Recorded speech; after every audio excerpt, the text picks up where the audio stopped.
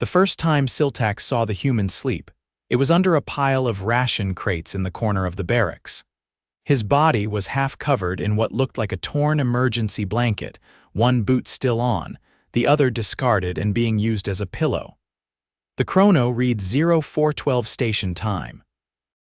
At 0620, the same human was up, strapping on armor and muttering to himself. Siltak blinked his secondary eyelids in disbelief. "You only rested for 2 hours," he said, watching with what humans called a concerned squint.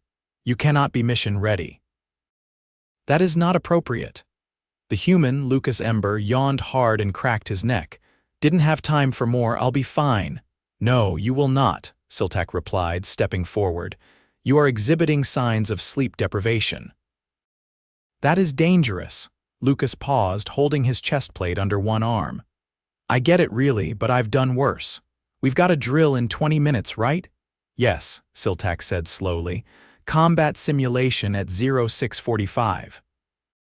"But then I need to be ready," Lucas said, strapping the plate across his torso with a grunt. "No one's gonna slow down just because I'm tired." Siltak's mandibles clicked in frustration. He had read the human manuals. They required between 7 to 9 hours of sleep for optimal performance. 2 hours wouldn't even cover basic neural recovery. "You are not a machine, you will collapse." Lucas gave him a tired smile. "Let's hope I don't then." The simulation was brutal. A full-on urban combat scenario with randomized hostiles and environmental hazards. By 0730, Lucas had already taken 2 stun hits and a simulated explosion to the leg. He was limping, his face pale, sweat running down his neck. Siltak had retreated behind a wall, dragging Lucas with him. "You are injured," Siltak said, scanning his vitals using the field monitor. "Your heart rate is elevated to dangerous levels. You are not processing oxygen properly." Lucas leaned against the wall, breathing hard. "I just need a minute." "No, you need to be removed from the simulation," Siltak said, tapping his comm. "Medical extraction for human Ember Lucas. Possible muscle trauma, oxygen inefficiency, and fatigue collapse."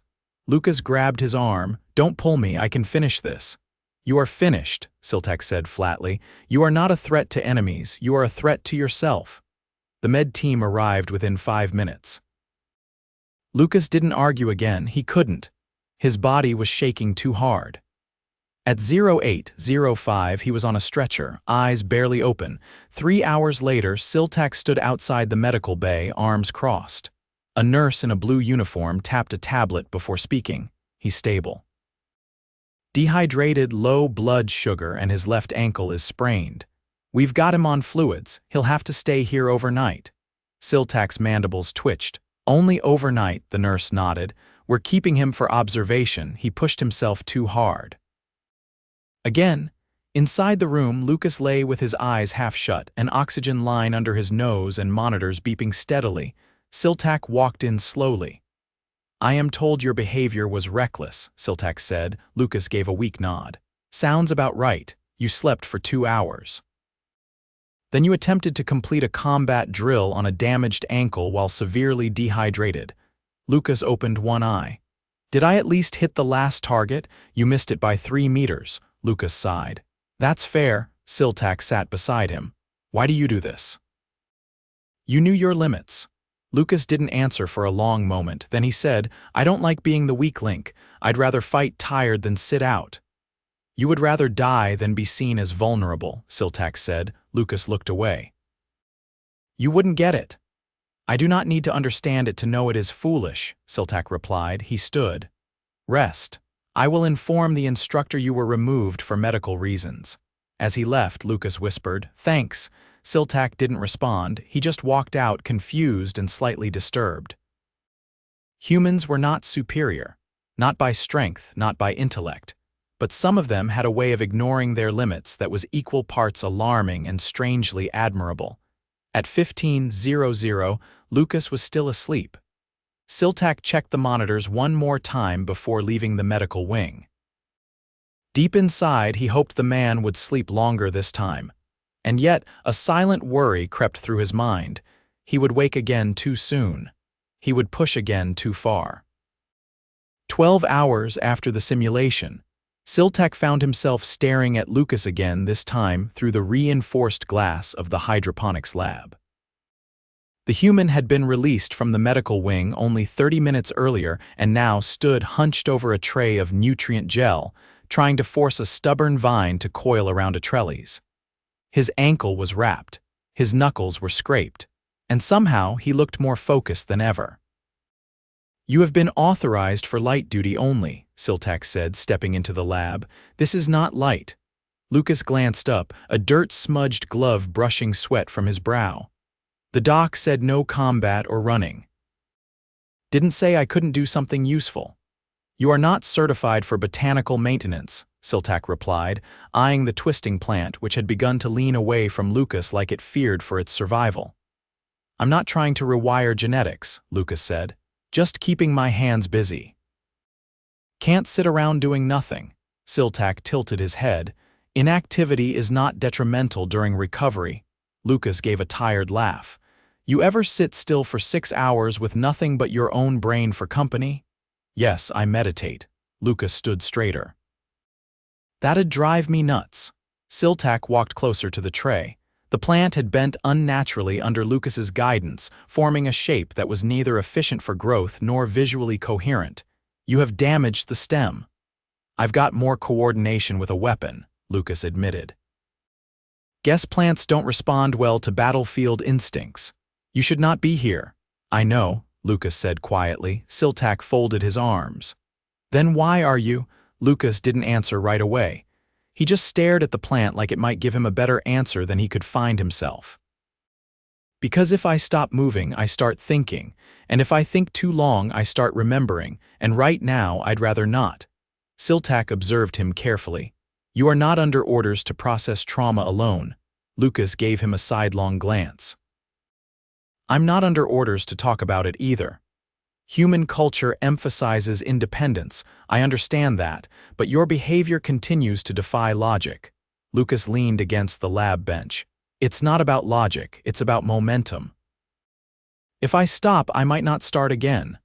Siltak studied the human's posture. He stood like someone bracing against more than gravity. "You believe rest is a threat?" Lucas shook his head. "No. I believe rest opens a door I'm not ready to walk through yet." 3 hours later, Siltak sat in the observation chamber reviewing footage from the simulation. He watched the moment Lucas took a simulated concussion, rolled behind cover, and still managed to tag 2 drones before dragging himself further into the fray. He zoomed in and slowed the recording. The human's eyes were unfocused, his jaw clenched, and still he moved with purpose. "You requested this footage?" Instructor Vren asked, stepping into the room. "Yes," Siltak said. "I am attempting to reconcile something." Vren folded her arms. "The human?" "Yes. He displays a disregard for physical limits that borders on self-destructive. That's not unusual for their kind." Siltak turned to her. "I disagree. Most humans aboard the station adhere to protocol. Lucas does not. He operates as though the rules are temporary." Vren leaned against the wall. "He's a former field engineer, saw active rotations on 3 colony fronts. People like that don't switch off just because they're reassigned. That would explain his combat instincts, not his refusal to recover." Vren raised an eyebrow. "You think this is about recovery?" "It is not about strength," Siltak said. "It is about motion. He fears stillness." Vren nodded slowly. "He's not the only one." "Perhaps," Siltak said. "But he is the only one who limps into a hydroponics lab after a medical hold just to avoid sitting." 4 hours later, Siltak found Lucas in the auxiliary gym. The human was doing slow, deliberate stretches, favoring his left side. A maintenance droid hovered nearby, probably monitoring for further injury. "You are not cleared for physical training." Lucas didn't look up. "Stretching isn't training. You have a sprain." Lucas exhaled as he reached forward. "It's wrapped." "I'm not pushing it. You are incapable of moving slowly." Lucas finally stood and faced him. "You know what happens if I just lie down and rest like I'm supposed to? I dream, and right now I don't want to." Siltak hesitated. Are the dreams unpleasant? Lucas's voice was quiet. They're real. That's the problem. Silence settled between them, broken only by the soft hum of the droid repositioning. I have never experienced persistent autonomous memories, Siltak said. Our species processes emotion differently, but I am beginning to understand that your behavior is not negligence. It is defense, Lucas nodded. That's about right. You still require rest, I know, but you will not take it. Not yet. Siltak walked to a nearby bench and sat, watching the droid adjust its sensor angle. Then I will remain here. If you collapse again, someone should be present. Lucas gave a short, surprised laugh. You volunteering for night watch. Your behavior requires supervision. I'll try to take that as concern. It is concern and frustration. You are difficult to assist. Lucas stretched his arms overhead. Yeah, I've heard that before. As the artificial lights dimmed to simulate evening, Siltak remained seated while Lucas continued his controlled movements. There was no urgency in the room, just a quiet persistence. The human didn't push past his limits this time. He hovered near them, testing their edges like a diver checking water depth before a plunge. Siltak watched, not for signs of collapse, but for something subtler and understanding, perhaps, of why someone would choose discomfort over silence. And still, he wondered. How could a species survive by fighting themselves this hard?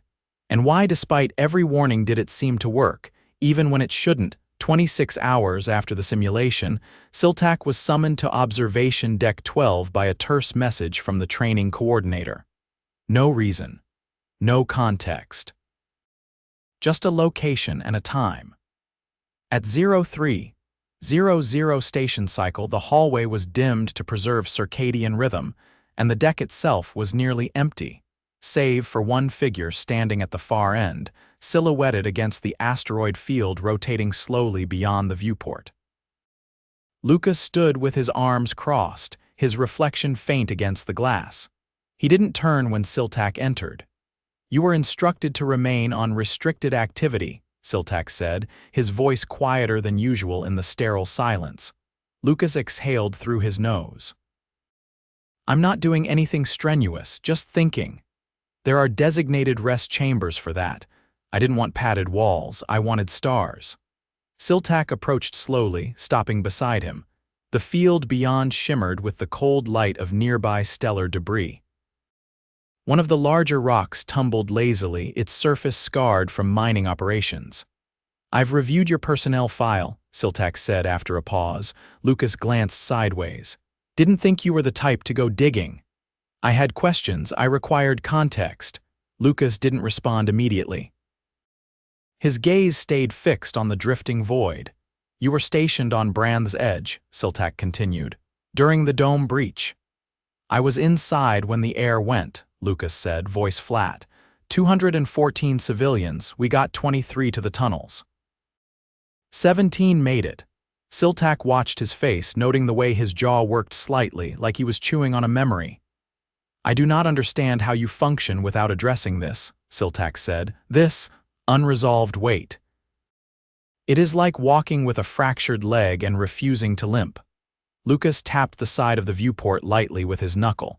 Because if I limp, people notice, and if they notice, they start treating you like you're broken. You are not functioning, Siltak said. You are surviving. Lucas turned to face him fully, and that's not enough. It is not sustainable. Lucas opened his mouth, then closed it again. For a moment, the only sound was the low hum of the deck's environmental systems. I thought I could outrun it, he said finally. Transfer to a station, do something useful, keep moving, but it follows you, even into orbit. Do you believe being useful requires self-destruction? Siltak asked. No, Lucas said. But it helps quiet the noise. At 03:45, they were still standing at the viewport when the deck lights briefly flickered. A system recalibration, likely. Lucas didn't flinch, but his fingers tensed slightly against the railing. You did not react to the flicker, Siltak observed. Lucas's eyes narrowed. I noticed it. But you suppressed the instinct, Lucas sighed. You don't jump at shadows when people are watching. Even when the shadow looks like something you've already lived through, Lucas didn't answer. At 0410, the training coordinator entered the deck. Lieutenant Dross was a rigid, thick-shouldered being from the Threxan branch. His eyes scanned the room and landed on Lucas immediately. "I was informed you were in violation of your rest orders," Dross said. Lucas straightened. "I'm not in the gym, not in the sim, not lifting anything. Just standing." "This qualifies as unsanctioned wakefulness during recovery," Lucas blinked. "That's a regulation," Dross narrowed his eyes. "It is now." Siltak stepped forward. "Lieutenant, if I may, you may not." Human Ember returned to quarters. Now, Lucas turned without protest. His limp had lessened, but it was still visible as he exited. Dross turned to Siltak. "You're his assigned liaison, correct?" "I am." "Then control him. We don't need liabilities masquerading as assets. That man is a risk waiting to ignite." Siltak's voice remained calm. "He has not failed to complete assignments. He has not endangered others." "He's unstable," Dross said. "If he fractures in the middle of a live op, people die." "He does not fracture," Siltak said. "He compresses." "Same thing," Dross snapped. "Just slower." By 0500, Siltak was outside Lucas's quarters. The door remained shut for several minutes before the human finally opened it, eyes half-lidded. "You expecting someone else?" Lucas said, voice rasped from lack of sleep. "Lieutenant Dross believes you are a liability." Lucas leaned against the doorframe. "That makes two of us." "He is wrong." Lucas chuckled once dryly. "You're not exactly the cheerleader type, Siltak." "I do not cheer, I observe." Lucas ran a hand over his face. "Look, I get it. I'm not easy to work with. I don't rest when I should. I don't shut up when it'd be smarter, but I'm trying." "No," Siltak said. "You are enduring, not trying. There is a difference." Lucas opened the door wider and stepped aside. "Fine, come in. Say whatever you're building up to."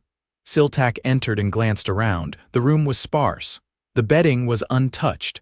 A duffel bag sat half unpacked near the wall. A set of tools lay organized in a line on the desk, each one polished and idle. "You do not sleep," Siltak said. Lucas sat on the edge of the bed. "I get tired doesn't mean I rest." "Then you are not recovering, you are delaying collapse." Lucas looked up sharply. "What do you want from me?" "Nothing," Siltak said, "but I suspect you want something from yourself. And you have not yet earned your own forgiveness." Lucas blinked. "You think this is about guilt?" "I think," Siltak said slowly, "that you believe survival was insufficient, that unless you suffer you are not doing enough." Lucas didn't speak. "At 0645 yesterday you began a simulation with a sprain, dehydration, and no meaningful rest. You refused extraction, you failed to complete the drill, and yet you remain convinced that pushing further will absolve your perceived failure." Lucas stared at the floor. "You are not a weapon," Siltak said. "You are not a tool, you are a being, and beings require care." Lucas nodded once, slowly. "Then why does care feel like surrender?" "Because you have not yet accepted that survival is victory," Siltak said. At 0620 the room was quiet. Lucas had not moved from the bed. Siltak stood. "I will return in 4 hours. If you have not slept by then, I will report you as medically non-compliant." Lucas exhaled deeply. "Yeah, all right." As Siltak exited, he paused at the door. "You do not need to win every battle," he said. "Some are not yours to fight." Lucas looked at him, eyes heavy-lidded. "Some don't wait for your permission." Siltak gave a small nod. "Then choose which ones deserve your energy." He left without waiting for a reply. Behind the door, Lucas sat in silence, the hum of the ventilation system the only sound. Then, slowly, he lay back, staring at the ceiling. He didn't close his eyes, not yet. 12 hours after Siltak left Lucas's quarters, the human reported for duty at the logistics bay. Not the simulation wing, not the auxiliary gym, and certainly not hydroponics. He stood stiffly beneath the main cargo manifest display, arms pulled tight across his chest, face drawn but alert. Siltak observed him from the mezzanine, cataloging the shift in behavior. Lucas wasn't pacing. He wasn't improvising some distraction to stay occupied. He was waiting, That in itself was new. Siltak descended the stairs and approached. "You are not scheduled for duty today." Lucas nodded once. "I asked for a temporary detail, something quiet." "Manual inventory count is not quiet. It is repetitive and inefficient." "Exactly why I picked it." Siltak blinked once. "You intentionally selected monotony." Lucas gave a faint shrug. "Figured if I'm stuck in my own head either way, I might as well do something that doesn't require adrenaline." "I was not aware you could tolerate repetition." "I'm not sure I can," Lucas said, "but I need to try something different." "The other path was getting me nowhere." Siltak stepped closer, lowering his voice. "Did you sleep?" 4 hours, not consecutively." Lucas rubbed the back of his neck, but it wasn't nothing. Siltak did not press further. Instead, he gestured toward the shipment crates. "Then begin here. The outer seals require verification. If you miscount, the resupply drones may deliver incorrect quantities." Lucas picked up a scanner from the bench and began the process. Each crate bore a color-coded strip and a numeric imprint. He moved slowly, methodically, calling out values without urgency. 2 hours passed without incident. At the 3rd hour, Siltak returned from a systems check to find Lucas seated on a crate, palms pressed into his eyes. The scanner rested on the floor beside him, still active. "You are in discomfort." Lucas didn't move his hands. "It's not physical." Siltak waited. After a long pause, Lucas dropped his hands and drew a shallow breath. "You ever feel like your own mind is baiting you, like it waits for you to slow down just so it can start pulling things back up?" "No," Siltak said. "But I have observed similar behavior in species with nonlinear memory processing. Your kind replays events for emotional calibration." Lucas looked down at the scanner. "Sometimes it's not calibration. It's punishment. Then you assign intentionality to something that may be ungoverned." "Feels intentional," Lucas muttered. "It always hits when I stop moving." Siltak crouched beside him. "Then this task is not helping." "It's not hurting either." "I disagree." "You are visibly strained." Lucas leaned his elbows on his knees. "I thought if I stripped away the chaos, the noise would settle, but it's still there, just quieter, in a way that's harder to ignore." The overhead lights dimmed slightly as the power grid shifted to midday modulation. Siltak stood. "You have removed one variable from the equation, that is progress, but you are still attempting to outlast something that does not measure time." Lucas tilted his head. "So what do I do?"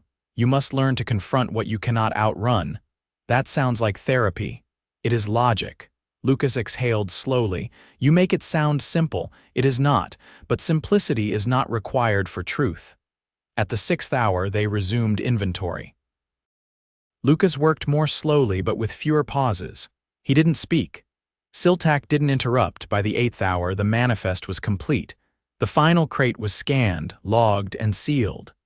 Lucas wiped a sleeve across his forehead and leaned back against the wall, chest rising and falling with effort. "I didn't think I'd make it through the whole thing without quitting." "I considered the possibility," Siltak said, "but I didn't." "No," Siltak agreed. Lucas gave a slight nod. "Progress then, incremental." Lucas closed his eyes briefly. "I'll take it."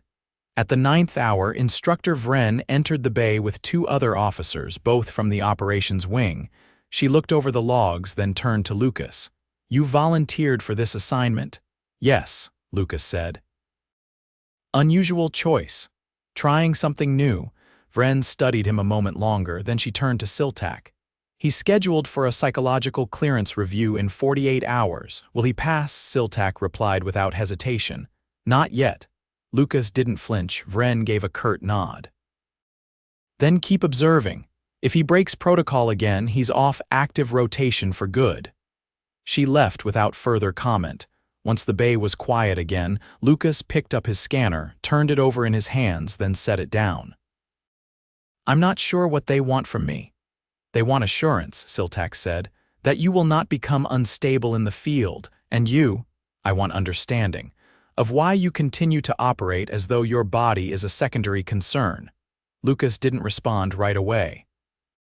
Then he said, because I've lived through worse, and if I make space for it, I might not crawl back out. You believe endurance is safer than healing. Lucas looked up at him. Yeah, I do. Siltak regarded him for a long moment. Then we must recalibrate your definition of safe. At the 10th hour, they exited the bay. Siltak walked beside Lucas in silence as the corridor lights adjusted to evening tones. The station's ambient hum remained steady, punctuated only by the occasional murmur of passing crew. You're not going to lecture me about sleep again, Lucas asked. No, that argument has been made. Then what now? Siltak stopped outside the habitation wing. Now I monitor, and you continue to prove that you can change direction without collapsing. Lucas offered no clever reply. Just a tired nod. As he entered his quarters, the door closed behind him with a soft hiss. This time, he didn't hesitate before lowering the lights. He didn't sit. He didn't pace. He lay down. He didn't fall asleep. But he no longer feared the stillness quite as much. 36 hours after the inventory count, Lucas stood in the thermal chamber with his arms outstretched, steam curling around his shoulders as the system recalibrated his core temperature. His eyes were closed, chest rising in slow, deliberate rhythm. The chamber was silent except for the faint hiss of pressure valves and the occasional drip of condensation onto the grated floor. Siltak stood outside the transparent partition, observing. The chamber was designed for post-exertion stabilization, not introspection, but Lucas had requested access without any recorded physical activity beforehand. Siltak entered his access code and stepped inside, letting the door seal behind him. You are not overheated, Siltak said. Lucas opened his eyes without surprise. I needed the humidity. There are more efficient ways to hydrate. Lucas leaned back against the wall, letting his head rest against the cool metal. It's not about hydration, it's about the weight. The air's heavier in here. Makes it easier to stay in one place. Siltak remained still. You believe discomfort is stabilizing? I believe sensation keeps me present. You are not required to anchor yourself with resistance. Lucas tilted his head. Maybe not. But it's familiar. 2 hours later, they sat in the observation ring overlooking the hangar bay. Below, a maintenance crew guided a shuttle into position using slow, methodical gestures. Lucas watched in silence, one leg drawn up onto the bench, fingers absently rubbing a callus on his thumb. They offered me reassignment today, he said, to wear, back to Ralvin's belt, civilian logistics. Why was it offered? Because someone filed a concern. Siltak didn't shift. It was not me. Lucas nodded once. I know, you did not accept, didn't say no either. Siltak studied the human's posture. You are considering withdrawal. I'm considering quiet, Lucas said. I thought I wanted to stay in motion, but maybe I was just afraid of standing still on the wrong floor. You fear stagnation and instability simultaneously. That is an exhausting paradox. Lucas gave a hollow laugh. Tell me about it. Siltak turned toward the viewport. You assume that movement is escape and stillness is surrender, yet neither has brought peace. Lucas looked at the shuttle below. Maybe it's not about peace, maybe it's about choosing your discomfort. You prefer the discomfort you can control. Lucas didn't answer.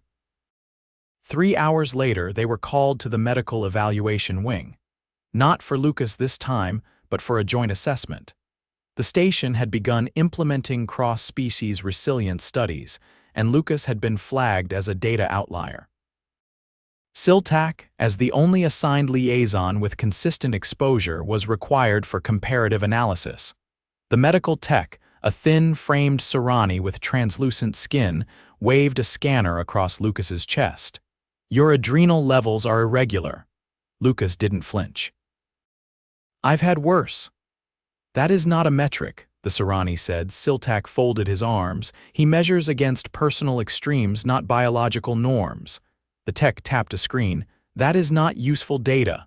It's the only data I've got, Lucas said. The Sirani turned to Siltak. Do you believe this individual is capable of sustained integration without incident? Siltak answered without delay. Not yet. Lucas inhaled sharply. You're not wrong, just wish it didn't sound so final. It is not final, Siltak said. It is factual.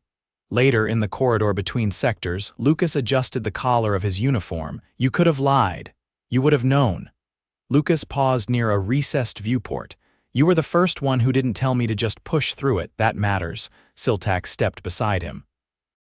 Then stop treating recovery as a race. Lucas's voice was quieter now. It's not a race. It just feels like everyone else already crossed the finish line. No one finishes intact, Siltak said. They only reach new thresholds. 4 hours later, Lucas sat in the auxiliary library, staring at a screen full of unread reports. He tapped through them without absorbing the content. When the door opened and Siltak entered, Lucas didn't look up. They want me to give a session talk, Lucas said. To recruits, about stress management. Will you?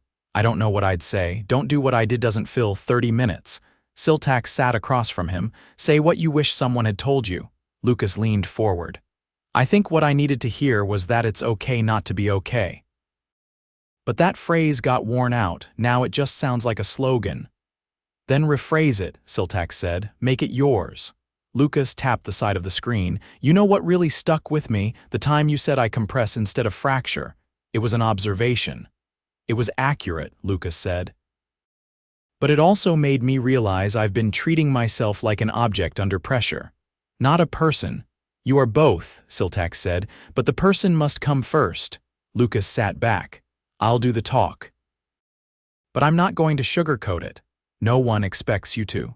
6 hours later, the training hall was half full. Lucas stood at the front, a projection behind him showing a blank field. He didn't use notes. He didn't pace. He just stood still, one hand resting lightly on the lectern.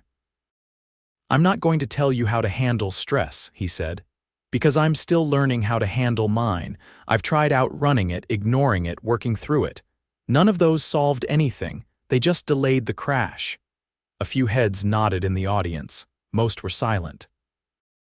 I've made mistakes, Lucas continued.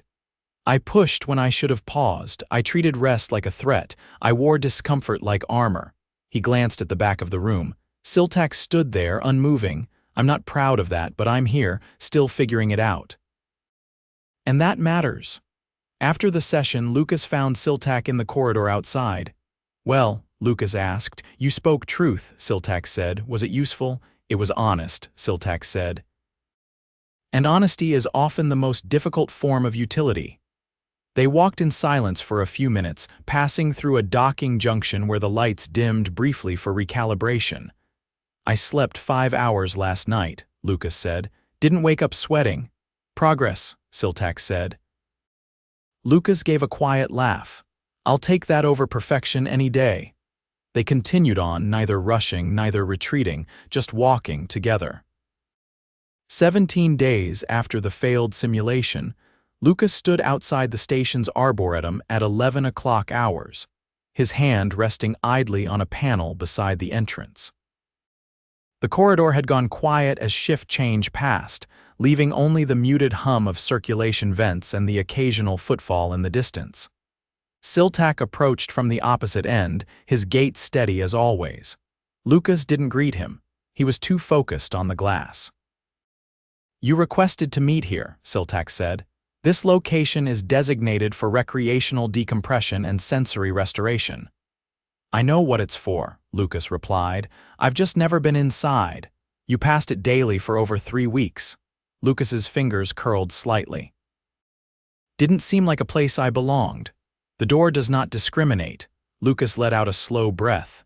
It was never about the door, Siltak waited. I kept walking past because I didn't think I'd know what to do with calm, Lucas said. Noise I can manage. Silence gets under my skin. You are not expected to master calm, Siltak said, only to allow space for it. Lucas gave a small nod and stepped forward. The door slid open without resistance, releasing a burst of humid air tinged with the scent of chlorophyll and damp soil. Inside, the dome glowed with filtered sunlight, refracted through panels calibrated to simulate a dusk horizon. Leaves shimmered under the artificial breeze, and a soft trickle of water echoed from the far end where a narrow stream curved between stones. Lucas took 2 steps in, then paused. This is the first place on the station that doesn't feel like it's been built for output. That is intentional. The Arboretum is designed to interrupt cycles of mechanical repetition. Lucas walked toward a bench near the stream, moving more slowly than usual. I've been trying to figure out what to do with all the time I used to spend pushing limits. Siltak stood beside the bench but did not sit. You are learning how to exist without urgency. Lucas looked at the stream. It's harder than I expected. You are not alone in that. Lucas rubbed the bridge of his nose. The psych officer cleared me this morning, said I'm fit for limited duty, rotational non-combat. She asked how I felt about that. What did you say? I told her I didn't know yet. Which is true. You often act before discovering your emotions. It is a pattern. Yeah, that's what she said too. Siltak looked upward briefly. You have made progress. Lucas leaned forward, elbows on his knees. You think I'll relapse. I do not predict outcomes. But I believe you are capable of recognizing when you begin to regress. Lucas nodded slowly. The last few nights I've been dreaming again, but this time I remember waking up instead of just the dread. That distinction matters. Lucas's tone was quieter now. I thought healing would feel like something, like relief or lightness, but mostly it just feels different, not better, not worse, just not the same. You are adjusting your internal baseline. That is a gradual process.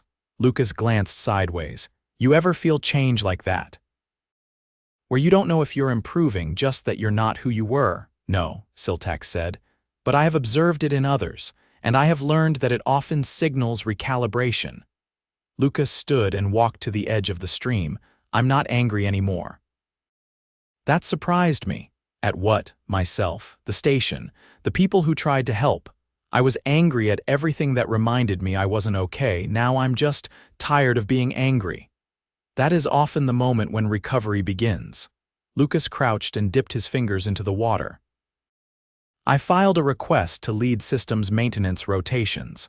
No fieldwork, just diagnostics, calibrations, and tech interfacing. That will suit your skill set. It'll keep me involved without putting me in a position to overreach. Lucas stood again. I think part of me was always afraid that if I stopped proving something, I'd disappear. You feared becoming irrelevant. I feared becoming invisible. You are not. Lucas turned to face him. You've been honest with me, sometimes painfully. I needed that. It was not kindness. It was necessity.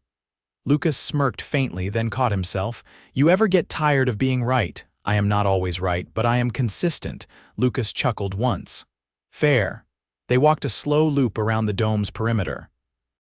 A few other crew members passed by at a respectful distance, their voices hushed. The path curved through a patch of low shrubs and pale silvergrass.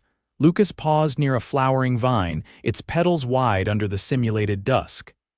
I used to think rest was wasted time, he said. But this doesn't feel like waste.